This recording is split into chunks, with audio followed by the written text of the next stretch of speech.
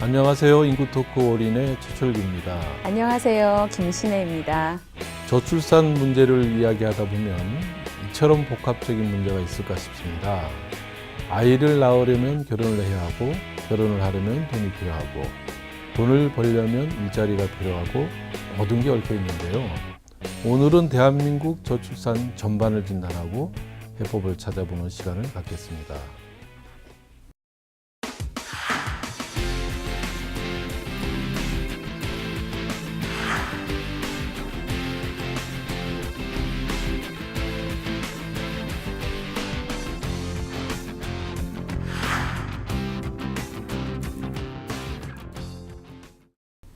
함께 이야기 나눌 두 분 모셨습니다. 박윤옥 한자녀 더갖기 운동연합 회장님, 이삼식 한양대학교 고령사회연구원장님, 반갑습니다. 네, 반갑습니다. 네, 안녕하세요. 반갑습니다.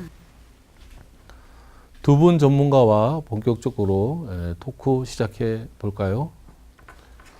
네, 교수님, 오늘 요 뉴스를 보니까 우리나라 결혼을 안 해도 된다는 게 20년 만에 50%가 넘었다 그래요.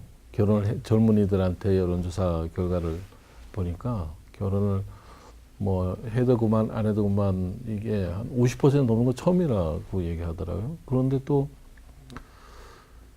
자녀를 출산을 안 해도 된다는 응답이 또 그중에서도 10명 중에 한 4명 정도 된다고 그런 통계도 있어요. 그래서 이게 결혼 기피 현상, 또 이제 저출산, 이게 굉장히 심각한 것 같은데, 어느 정도로 보십니까? 네. 사실은 과거부터 이제 이런 조사를 해보면 약간은 긍정적인 요소도 있었지만 최근 올수록 이게 이제 굉장히 나빠지고 있는데 실제로 이런 결혼 가치가 나빠지면 이제 가치관 자체가 오래 형성되다 보면 이게 또 실천이 됩니다. 그래서 실제적으로 아까 같이 결혼에 대한 어떤 부정적인 견해가 높아진다. 또 자녀에 두겠다는 가치관이 낮아진다. 이런 뜻은 이미 출산율도 항상 낮아졌지만 앞으로도 이 결혼율이라든가 출산율에 굉장히 부정영향을 미칠 거다. 왜냐하면 그런 가치관이 실제적으로 어느 정도로 고착화 되면 실천 옮기기 때문에 이제 그런 메커니즘을 갖고 있습니다. 합계 출산율이 이제 1명 이하가 현실화가 되었잖아요. 그래서 많은 우려가 있는데 일각에서는 이제 출산율이 아니라 결혼율을 이제 높여야 된다 이런 얘기를 하는데 결혼 자체를 생각하지 않는 이제 젊은이들에게 또 한 말씀 해주실 수 있다면 어떤 얘기가 있을까요? 먼저 행복에 대한 개념부터 내가 진정 행복이 이제 무엇인지에 대한 생각을 좀 해야 되는데 우선 내가 먼저 편한 게 좋고 이런데 자녀를 키우면서의 행복, 가족 간의 행복, 또 그 다음에 이제 그 가족이 사회의 이제 구성의 제일 단계니까 그런 생각부터 가져야 되는데 그게 지금 전혀 반대로 지금 다른 방향으로 가고 있는 게 문제인 것 같습니다. 네. 요즘 또 만원 또 문제가 되는 것 같아요. 결혼 늦게 하는 현상. 이것도 이제 저출산의 큰 원인이 된다고 하는데 이제 늦게 결혼하다 보니까 한 자녀 갖는 것도 문제지만 2자녀, 3자녀 갖기는 더 어렵잖아요. 결혼을 늦게 하다 보니까. 그런데 이제 젊은이들은 결혼이 정년기가 있느냐 이런 얘기를 또 이제 자기들 사이에서 하는데 이게 자꾸 결혼이 만원이 되고 결혼이 늦어지는 게 이게 어쩔 수 없는 현상으로 봐야 되나요, 교수님? 일단은 한국 사회가 이제 결혼하고 출산하고 굉장히 상관성이 굉장히 깊습니다. 왜냐하면 이제 서구 사회 같은 경우는 사실은 이제 1970년대부터 다양한 가족에 대해서 존중이라든가 이런 것들이 굉장히 이제 강화됐고 제도적으로 그것을 갖다 보완했기 때문에 사실은 결혼 외적으로도 출산이 많이 일어나고 있는데 우리나라는 아직도 다른 것은 굉장히 빠르게 변하는데 결혼 가치관 이런 쪽은 굉장히 고수적이고 전통적인 가치관이 굉장히 강하다 보니까 아무래도 결혼해야지 출산한다는 것 자체가 우리 한국 사회는 굉장히 강합니다. 쉽게 하면 결혼을 하지 않고 출산한다는 자체는 어떻게 보면 어느 누구도 용납을 안 하고 또 제도적으로도 상당히 보호 장치가 없고 또 그 자체가 이제 이 아이를 낳는 부모, 특히 여성한테 그런 여러 가지 낙인 효과가 크게 발생하기도 하고 또 그 아이들이 상당히 좀 이 불행할 수도 있고 또 이 빈곤 같은 것이 대물림할 수 있는 구조로 갔다 보니까 아무래도 우리나라는 이제 결혼 자체가 출산하고 굉장히 영향이 됐는데 중요한 것은 이 결혼 자체가 굉장히 딱딱하고 고정화되어 있는데 이 결혼 자체가 이제 상당히 사회 물리적으로 어려워지는 부분이 많아요. 예를 들어서 결혼하려면 조건이 많죠. 왜냐하면 그 결혼 자체 하려면 일단은 뭐 좋은 학교 나와야 한다는 것도 하나의 조건이 되겠고, 왜냐하면 또 일자리가 있어야 하는데 그 일자리가 안정적인 일자리고 수입이 고정돼야 되겠고, 또 주택이 있어야 되겠고, 또 여러 가지 또 뭐 더 심하게는 뭐 또 이 처가집이라든가 또 이 뭐 친가집에 서로 상호가 이 우리 결혼은 사실 개인이 아니라 아직은 여전히 그 집안끼리 결혼이다 보니까 이런 여러 가지 구속이랄까 여러 가지 장애이랄까 또 사전 준비할 것도 많은데 이런 굉장히 강한 리스크 구속도 많고 조건도 많이 결부되어 있던 것들을 이 전문층들이 이제는 이 자체를 갖다가 이 피하는 거죠. 만원 자체가 우리가 의식적으로 보면 결혼하지 않겠다는 식으로 먼저 생각 굳었고 가는데 비혼화가 굉장히 강하기 때문에 이제는 우리가 이 현재 결혼 관련된 여러 가지 그 젊은층들의 가치관을 이제는 만원화하고 비혼화를 갖다가 좀 구분해서 봐야 되겠다. 그래서 그런 만원화 비혼화를 갖다 만원화 같은 경우는 단순히 이제 경제적 어려움이라든가 이런 직장의 어떤 여러 가지 사정 때문에 약간 시기를 주신다는 그런 개념이 있는 건가, 아니면 나는 정말로 이 결혼 생활 자체로 내가 행복을 보장할 수 없어, 내 삶을 같이 추구할 수 없어, 그런 관점이라면 나는 결혼하여 포기했다, 이런 관점이 이 두 개가 이제는 엄격히 구분해서 우리가 봐야 되겠다 하는 생각이 듭니다. 지금 박사님 말씀하신 여러 가지 이제 장애 요소에다가 한 가지 더 말씀드린다면, 우리가 이제 결혼 연령이 차차 늦어졌잖아요. 이제 이렇게 만원화 되는데 그의 요인은 또 뭐 이렇게 사회 진입 연령이 너무 늦다. 그러니까 다시 말해서 이제 뭐 학제라든지 다 뭐 군인까지 갔다 와서 결혼한다 그러면 벌써 그때가 이제 27세, 30세 가까운, 그러니까 그래서 뭐 지금 그렇게 당장에 바꿀 수는 없지만 이제 이렇게 사회 진입을 빨리 할 수 있는 그런 것도 제도적으로 필요한 거를 한 가지 더 말씀드리고 싶습니다. 네. 말로는 일가정 양립, 뭐 워라밸 얘기하지만 실제 현실에서 보면은 이 가사노동 같은 경우도 남자에 비해서 여성이 남자가 하루에 한 40분이면 여성이 한 3시간이라 그래요. 네. 그러니까 일도 해야 되고 돌아와서 또 애들도 또 키워야 되고 이런 데서 오는 부담, 또 아까 교수님 지적하신 뭐 경제적인 부담 뭐 여러 가지 이런 것이 복합적으로 다 작용하고 있지 않을까 싶은데요. 네, 이제 일가정 양립의 그 이제 저출산 문제에서 핵심이라고 말하면 남성의 육아 참여예요. 남성의 가사 및 육아 참여가 현격히 낮다. 그의 이유는 유교적인 전통이 강한 나라가 남성의 육아 및 가사 참여에 굉장히 그 시간이 낮습니다. 그러니까 그런 전통에 의해서 이제 여성들의 모든 육아에 전담하는 이제 소위 말하는 독박 육아. 근데 지금도 도와준다고 해도 여성이 전담해야 되는 그런 상황이니까 이제 여성으로서는 일하고 가정을 다 같이 봐야 되는, 그래서 그걸 극복하기 위해서는 그런 이제 남성이 육아를 가사를 참여해 줄 수 있는 여건을 마련해 줘야 되는데 본인의 이제 이런 문화도 중요하겠고 직장에서도 그걸 지원해 줘야 되는데, 예를 들어 뭐 일찍 퇴근할 수 있다든지 시간제로 한다든지 어떤 배려가 상당히 부족하다. 아직까지는 눈치를 봐서 뭐 법은 있어 쓸 수 없다. 이제 이런 게 이제 조금 완화되면 조금 더 발전할 수 있겠죠. 일가정 양립을 좀 요즘에는 이제 옛날 같지 않게 한 그것도 5년 10년 되다 보니까 대다수 알거든요. 워라밸이 뭔가, 워라밸을 해야 되겠다고 알고 있고 남성 육아 참여 가사 굉장히 중요하다는 것도 우리가 알고 있는데, 이제는 이제 이 워라밸에 대해서 약간은 본질을 좀 보고 거기서 어떻게 할 건가가 좀 중요한 것 같아요, 지금은요. 근데 우리가 이제 워라밸이라는 것은 사실은 일과 가정이 양립이 되다 보니까 일 쪽에서도 여러 가지 이 여건이 돼야 되겠고 가정 쪽에서도 여건이 돼야 된다고 해야 되거든요. 그래서 쉽게 말하면 가정 일 쪽에서 직장에서도만 잘 되고 가정에서 안 되면 사실은 이게 큰 효과가 없습니다. 예를 들어서 직장에서 아무리도 남성들한테 그래 육아하사 하기 위해서 일찍 퇴근시켜주면 하는데 그 남성은 집에 가서 일도 않고 술 마시고 또 집에서 TV나 보고 모니터나 들어오고 게임만 하면 그건 사실은 큰 워라밸이라고 할 수 없는 부분이 있어요. 거꾸로 난 남성으로서 예를 들어서 난 집에서 애를 돌보고 열심히 할래. 직장에서 놔주지 않으면 불가능한 이야기거든요. 그래서 우리가 볼 때 워라밸은 반드시 이 직장과 일이 동시에 맞닿아야 된다.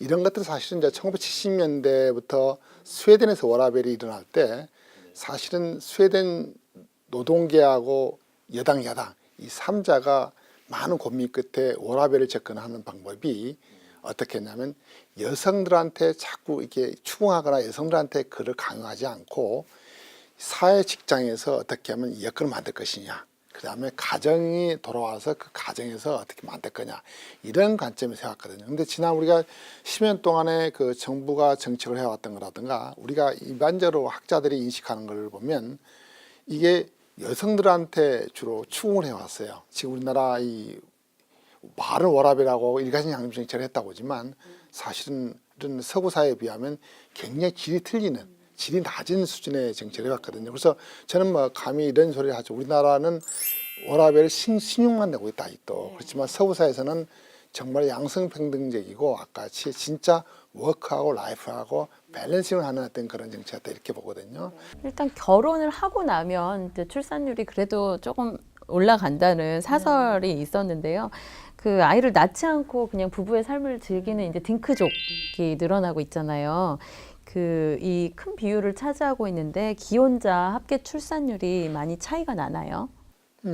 사실은 최근에 몇 년 전까지만 해도 다 그렇게 이야기합니다. 결혼하면 한 2명 낳는다. 근데 요즘에는 그렇지 않습니다. 결혼을 해도 금방 말씀하셨듯이 1명 정도 낳는 사람들이 대다수고요. 그 다음에 요즘 자꾸 늘어나는 것이 이제 우리가 영어로 하면 차일드 리스크 커플이라고 해서 무자녀 부부가 많이 늘어나고 있습니다. 아이 낳지 않기로 아예 결정한. 않기로. 네. 내가 결혼까지는 하겠다. 결혼까지 행복하겠는데 이 육아라든가 또 자녀에 대해서는 행복 못 하겠다. 왜냐하면 우리는 지금 현재 한국 사회는 전통적으로 보면 자녀 중심의 가족 생활이거든요.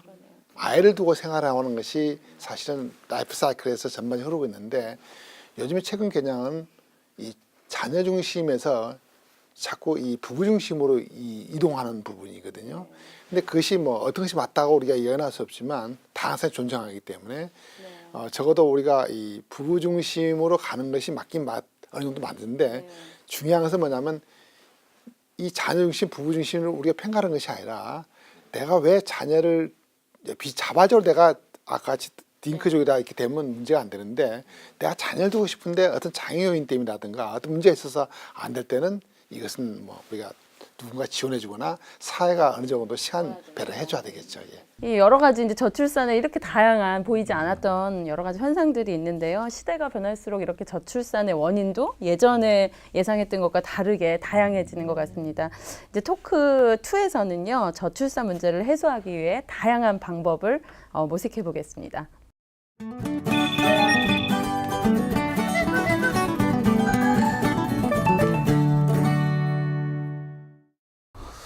지금 우리나라 노인들은 행복도가 상당히 낮다는 얘기가 있는데 또 OECD 국가 중에서 보면은 노인 빈곤율에서도 우리가 최고라고 얘기하고요.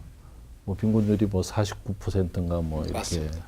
된다고 얘기를 하는데 현재 우리나라의 고령화 사회의 어떤 노인 문제 이거 어느 정도라고 보십니까? 우리가 약간 세대를 구분해 봐야 됩니다. 왜냐하면 우리가 지금 현재 말하는 노인 세대라는 것은 사실은 해방 6.25를 겪었던 세대들이거든요.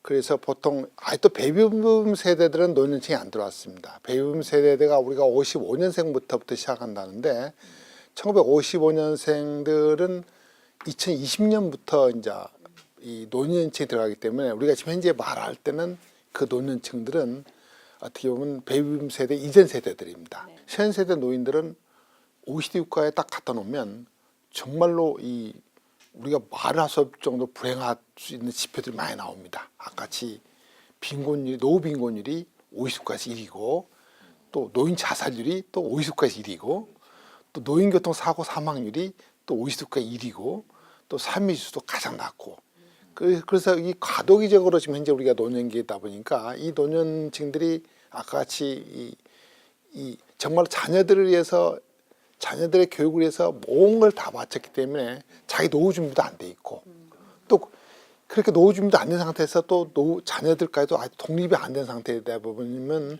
또 그 자녀들 계속 또 부양해야 돼야 되고 쉽게 말하면 어디 가서 이동직이라든가 이 여러 가지 은퇴 후에 여러 가지 허드렛 일을 하면서까지도 자녀 부양이라든가 가족 부양을 하는 그런 상황이 있다 보이거든요. 그래서 현 세대 노인은 정말로 우리가 보면 한국 사회에서 노인 세대들은 정말로 이 불행한 연속성이 있다. 그런데 다만 우리 이제 전문가들이 이야기 볼 때는 베이비붐 세대가 노년층이 되면 약간 달라질 수 있겠다 이런 생각을 합니다. 왜냐하면 베이비붐 세대들은 약간 현 세대 노인하고 틀리게 우리가 보통 미래 세대 노인이라 하고 또는 우리가 신중년층이라고 합니다. 이 세대들은 연금 혜택을 본격적으로 받기 시작하고 그 다음에 한국 사회에서 고도의 그 경제 성장기에 어느 정도로 자산 축적이 됐던 어떤 세대이기 때문에 또 건강하고 교육 수준도 높고 또 애가 적어요. 애들이 키울 자녀들이 이러다 보니까 그런데 그래서 약간은 우리가 이 현 세대 노인은 아까 굉장히 불행하고 어렵고 정말로 이것저것 또 아무것도 안 된 상태인데 앞으로 미래 세대 노인은 잘 모르겠지만 좀 나을 거다 이런 생각을 많이 하고 있습니다. 지금 어차피 우리가 이제 고령 사회를 맞이하게 됐잖아요, 우리나라가. 그러면 이제 무슨 고령 사회가 무조건 이제 뭐 앞으로 부양의 의미가 있을 것이다. 뭐 여러 가지 뭐 노인 자살률, 빈곤율, 뭐 교통 사망률 여러 가지 지수가 나쁨에도 불구하고 우리가 아직 경험하지 못한 앞으로 미래의 고령 사회를 대비해야겠다. 그러니까 꼭 뭐 나쁜 것만 있다고 볼 수는 없다.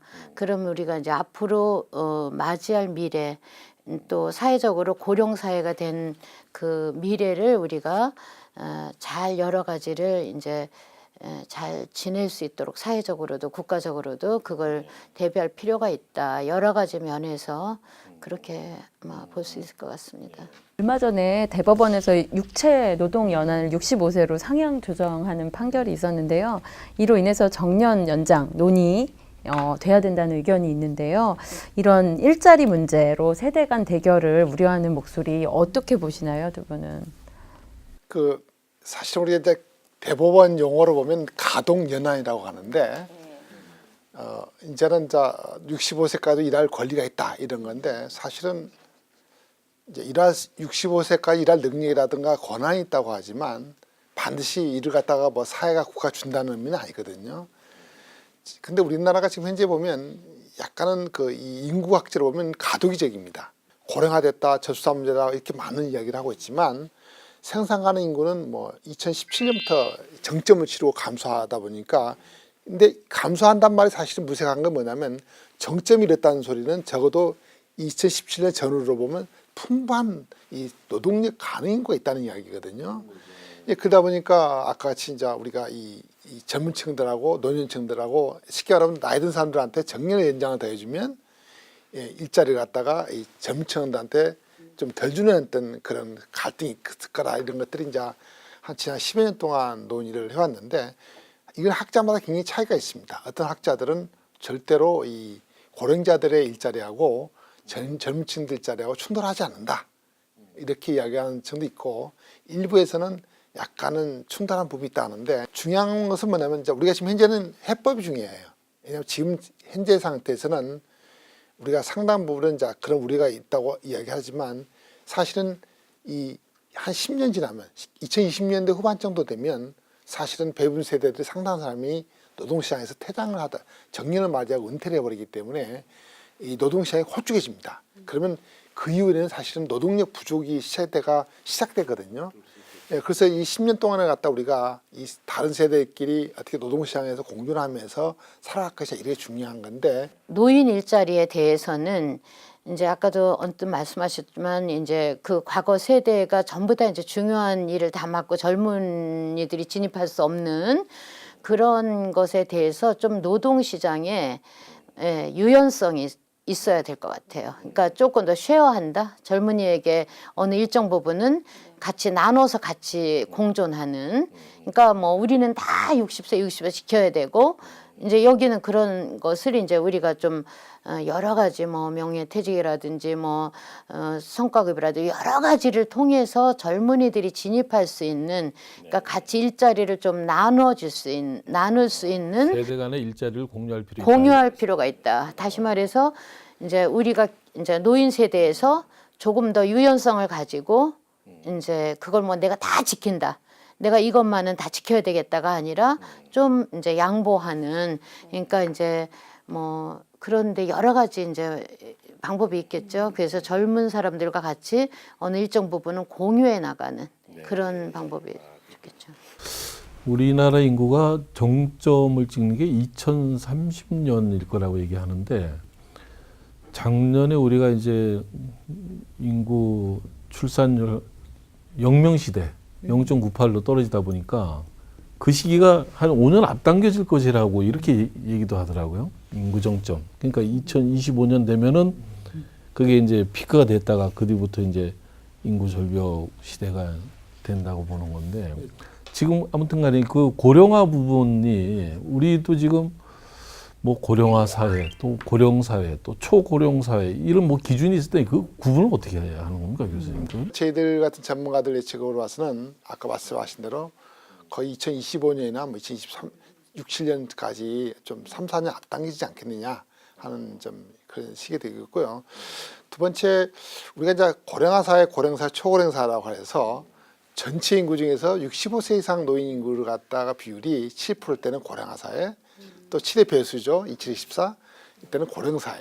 또 3의 배수가 이제 3021인데 또 이를 갖다 딱 잘라서 20%일 때는 초고령사라고 하는데 이게 진짜 제가 해보니까 이게 유일하게 한국하고 일본만 쓰는 용어입니다. 이게 사실은 외국 가면 뭐 일부 언론에서는 뭐라고 이게 유엔의 기준해야 한다고 하지만 제가 유엔에다가 이렇게 여러 가지 문헌이라든가 연구를 해보니까 유엔에서는 그런 기준을 만든 적이 없었습니다. 부모 자녀 세대로 보여지는 이 세대 갈등이 점점 고령화 사회로 갈수록 심해진다고 보는 분들이 많은데요.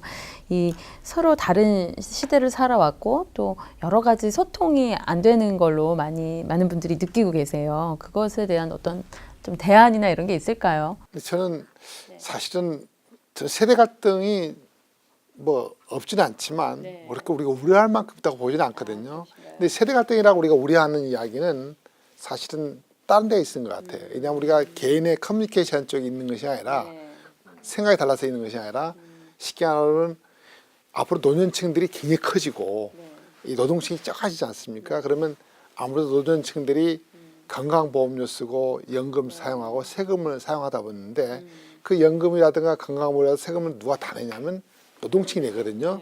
그러다 보니까 노동층이 적어진 노동층들이 더욱더 부담이 커지니까 세대 간 갈등이 있을 거라는 이야기를 하고 있는데 물론 우리가 이런 이 사회 보장 지출 면에서는 분명히 갈등도 있을 수 있는데 제가 봐서는 뭐 개인적으로라든가 이 소통은 없을 거다 저는 볼 수 있거든요. 네, 저는 이제 부모 자녀 상담을 많이 예, 부모 자녀 모르겠습니다. 부모 자녀 간에 보면 뭐 옛날하고 약간 유행이 달라졌을 뿐이지 뭐 그 정도는 가능하고 우리가 또 하나 중요한 것은 이런 거 있는 것 같아요. 우리가 과거에는 뭐 학교 다닐 때 전통적으로 효를 갖다가 강요하고 부모를 잘 모셔한다는 것이 굉장히 지배적이었다면 지금은 사실은 이제 앞으로는 같이 늙어갈 수 있거든요. 자꾸 이 평수이 길어지다 보니까 그다음에 그래서 결국은 과거는 우리가 부양자, 피부양자 그런 관계 굉장히 부담스러운 관계를 갖다가 사회적으로 만들어왔지만 앞으로는 어떻게 보면 좀 친구 관계 또 같이 좀 부대껴가는 관계 이런 식으로 가야 되지 않냐 생각이 듭니다.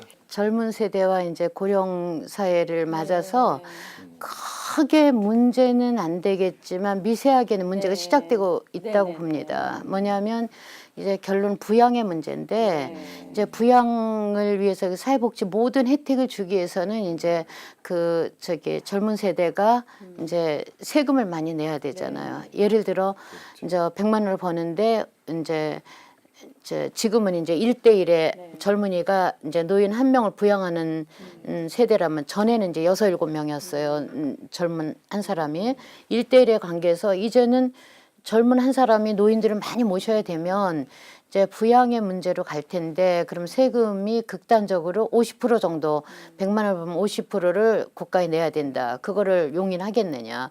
그래서 이제 그 전에 이제 뭐 문제화되지는 않았지만 이제 지하철을 노인들이 이제 무임승차하는 걸 돈을 받아야 되지 않냐. 뭐 이런 문제도 약간은 그런 부양의 문제의 하나의 이제 단초일 수 있고요. 그 다음에 또 크게 문제가 있을 수 있다면 아마 국민연금일 겁니다.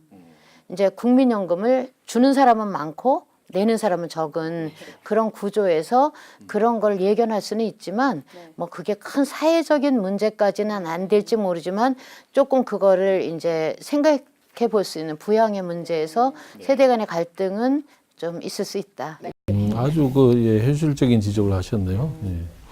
우리가 지금 저출산 문제도 짚어봤고 또 고령화 사회 이야기도 나눠봤습니다.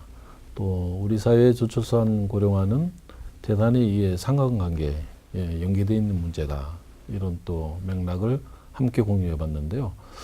마지막 토크에서는 우리가 저출산 탈출, 이를 위한 해법, 구체적인 게 무엇인지 한번 살펴보도록 하겠습니다.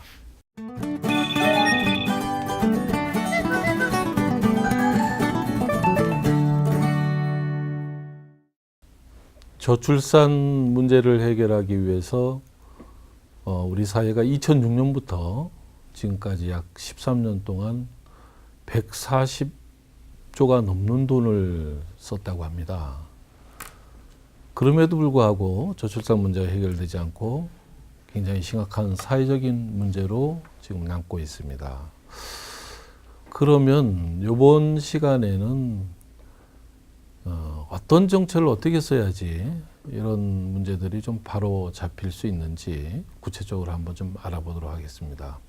교수님, 우리가 하여간 그렇게 많은 돈을 썼잖아요. 근데 그 많은 돈이 뭐 어떻게 어디에 주로 써가지고 뭐에 썼는데 이렇게 해결이 안 되는 건지 한번 좀 짚어주시죠. 저는 개인적으로 전혀 많이 썼다고 생각 안 하거든요.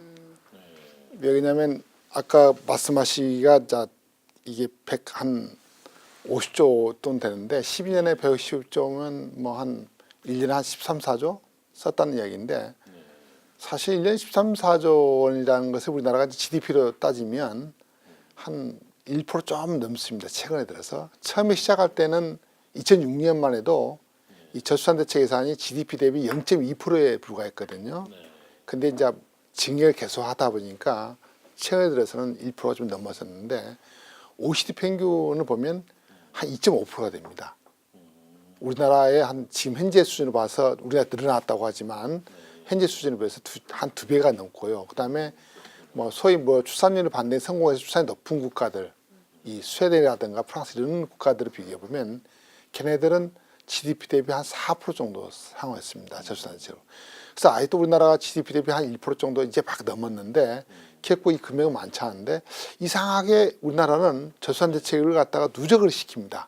지난 12년간 앞으로 10년 더 있으면 아마 지난 22년간 이렇게 해서 아마 300조 썼다고 이야기를 할 건데 사실 어느 부분에서 예산하다 이렇게 누적적으로 해서 이야기하는 데가 없는데 이런 것도 저는 불만스럽고 그리고 이제 그렇게 제가 봐서는 정말로 우리 한국 사회가 저출산 대책에 대해서 정부가 홍보를 많이 하고 있지만 실질적으로 국민들을 위해서 쓰는 예산은 정말 작다 이렇게 말씀드릴 수 있고 두 번째로는 그 적은 예산이 주로 이제 아직까지는 보육 돌봄 쪽에 많이 썼다 한 70% 정도가 왜 그러냐면 아무래도 이제 여러 가지 일가정 양립이라든가 다른 영역은 좀 시간이 걸립니다. 이게 문화랑 걸리는 문제고 있고 다른 것이 걸리고 있고 또 일가정 양립 자체도 예를 들면 보육 돌봄이 좀 체계가 완벽히 돼야지 가능한 이야기거든요.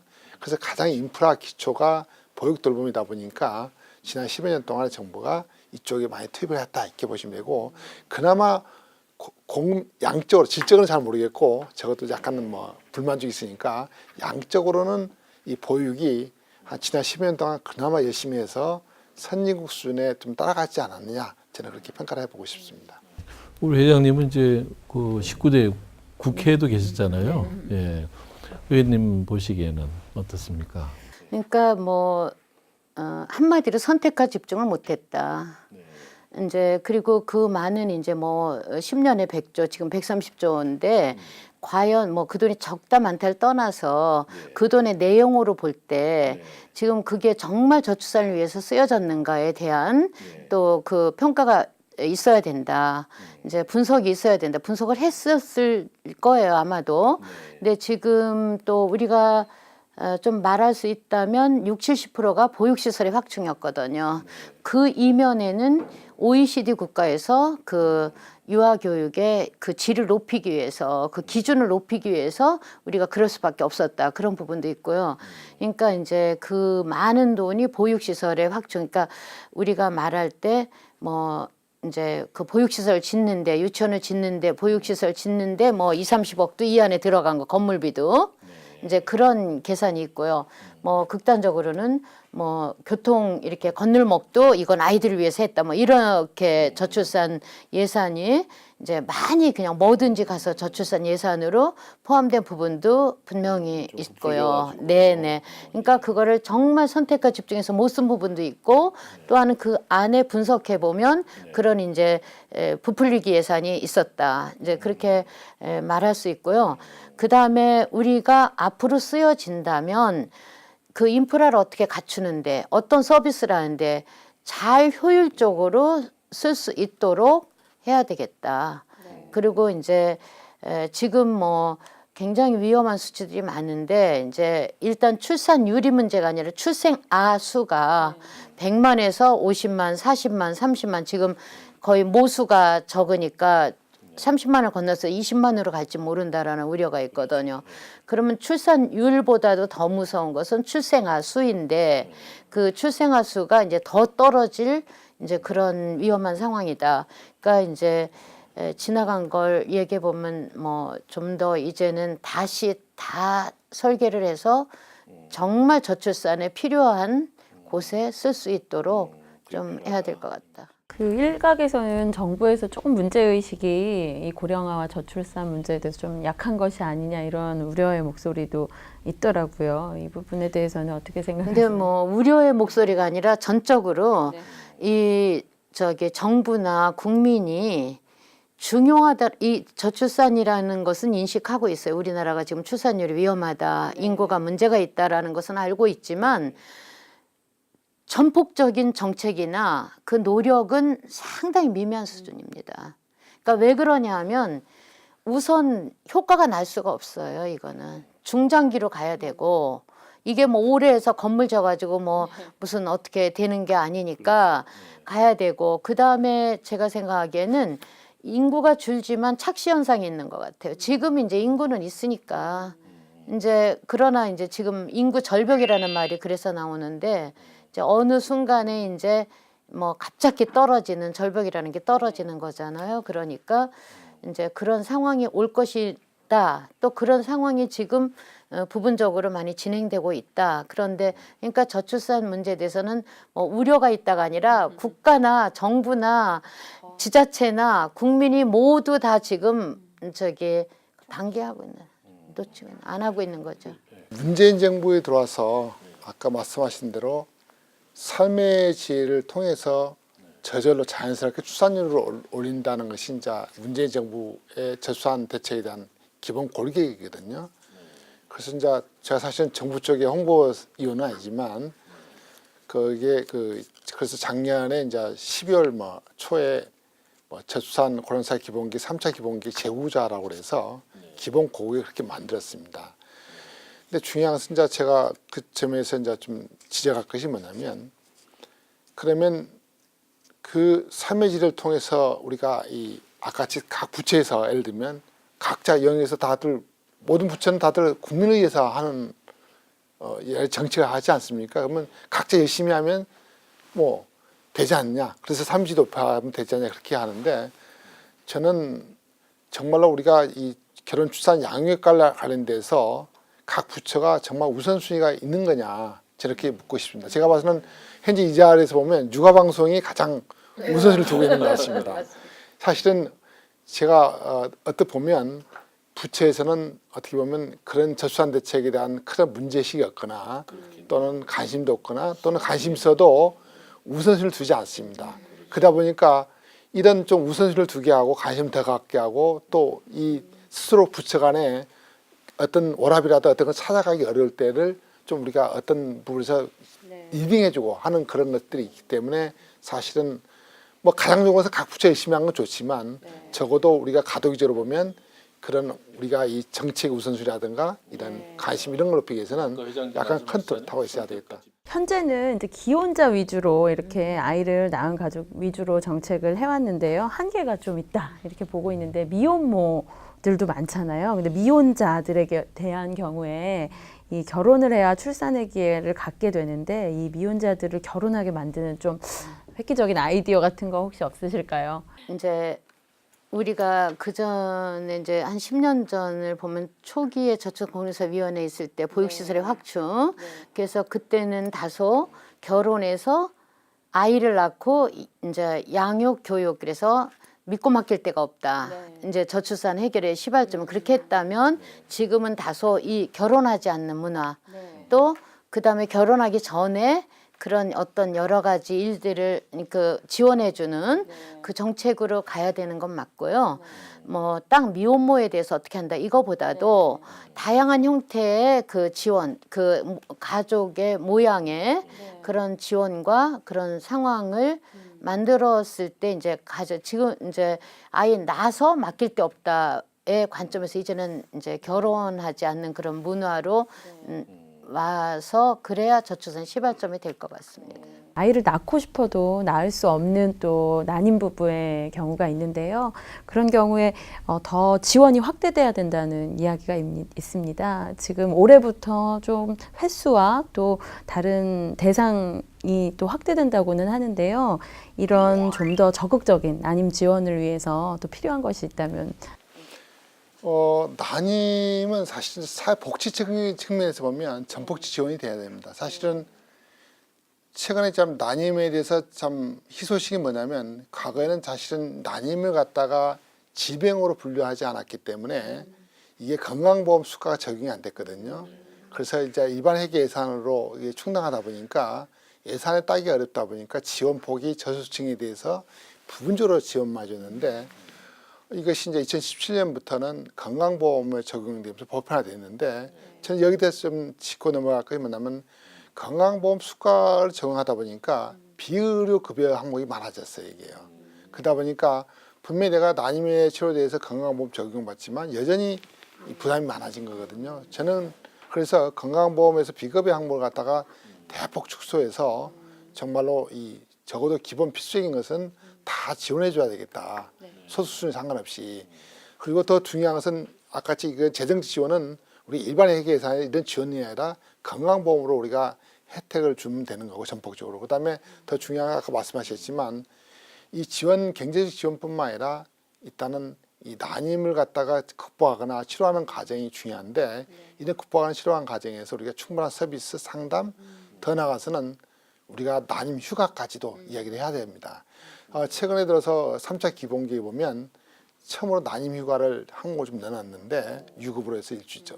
근데 제가 봐서는 이 난임에 대해서는 적어도 뭐 6개월 이상 1년 정도 걸리기 때문에 뭐 사실은 추후에는 난임에 대해서도 우리가 휴가를 갖다가 제도를 갖다가 좀 확대해서 적어도 이 난임 극복을 해서 자신의 행복을 찾고 가지 않은 가정에 대해서는 아까 같이 그 치료하는 시간도 충분하게 줘야 되지 않냐 생각이 듭니다. 지금 뭐 장시간 뭐 토론을 했는데요.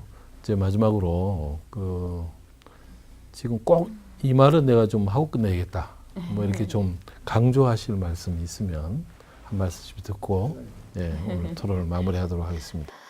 아니 뭐 아까 말씀이 나왔지만 이제 우리나라가 인구 문제가 저출산의 문제가 고령화의 문제가 심각하다라는 거는 인식하고 있지만 이제 그거를 해결하는 의지가 국가나 정부나 지자체나 또는 민간에서 또 직장에서 국민 모두가 그런 의지를 가지고 있느냐, 우선순위를 가지고 있느냐에 대해서는 아마 다 미흡하게 생각할 것 같습니다. 그래서 모두 그런 생각을 가졌으면 좋겠다.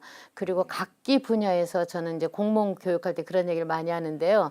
자기가 있는 분야에서 모든 것을 저출산의 관점에서 저출산을 입혀라. 저출산의 관점에서 생각해서 정책을 하고 그러면 이제 될 것이다. 이런 얘기를 드리고 싶고요. 또 그다음에 이제 우리가 이 극복하기 위한 노력을 전 국민이 한다면 이제 이게 뭐 빨리 또 이제 출산율이 회복되는데 다소라도 도움이 되지 않을까 그렇게 생각하고요. 또 한 가지 아까 삶의 질을 높이면 이제 출산율이 높아질 것이다라고 하는 얘기에 적극 동감하고 다시 말해서 삶의 질은 다른 말로 하면 행복이거든요. 행복해야 아이를 낳죠. 그런 행복은 꼭 돈의 기준이 아니고 행복의 기준을 가치 기준을 어디에 두느냐에 따라서 이제 뭐 하나 둘 날 거 하나만 난다든 이런 것도 가치 기준일 것이고요.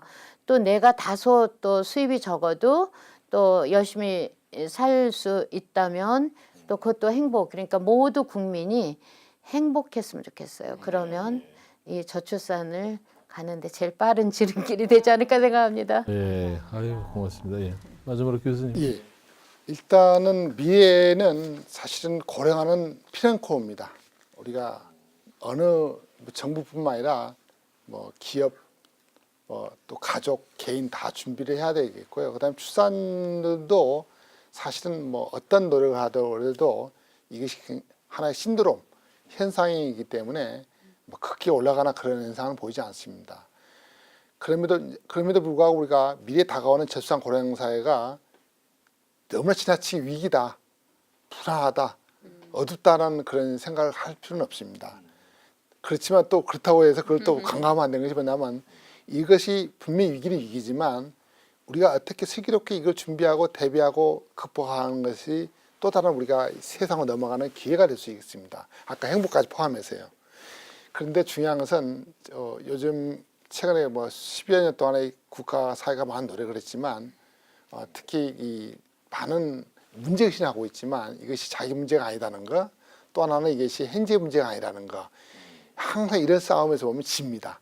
왜냐하면 특히 그 대통령 포함해서 국회의원들, 지자체 선거 이 의원들, 시장들, 시장 구수들 보면 선출직이다 보니까 미래를 못 봅니다. 현재 급급하다 보니까 미래가 자꾸 저성어가 중요하다는 말을 하면서도 실제 하는 어떤 여러 가지 정책이라든가 프레임이라 이게 보면 역시 현재에 급급하다 보고 미래를 갖다가 좀 간과하고 있지 않냐. 그래서 저는 이 자리를 비롯해서 육아방송이 아마 이 프로그램을 마련할 때는 미래를 준비하자 하는 관점에서 했다고 보기 때문에 앞으로 현재도 굉장히 중요하지만 미래도 똑같이 중요하다. 언젠가 우리는 시간이 가면 그 미래는 현재가 될 수 있기 때문에 그런 관점에서 보면 우리가 이 미래에 대해서 지금 거의 동등한 수준으로 좀 이 정책 관심 준비를 했으면 좋겠다는 부탁드리겠습니다.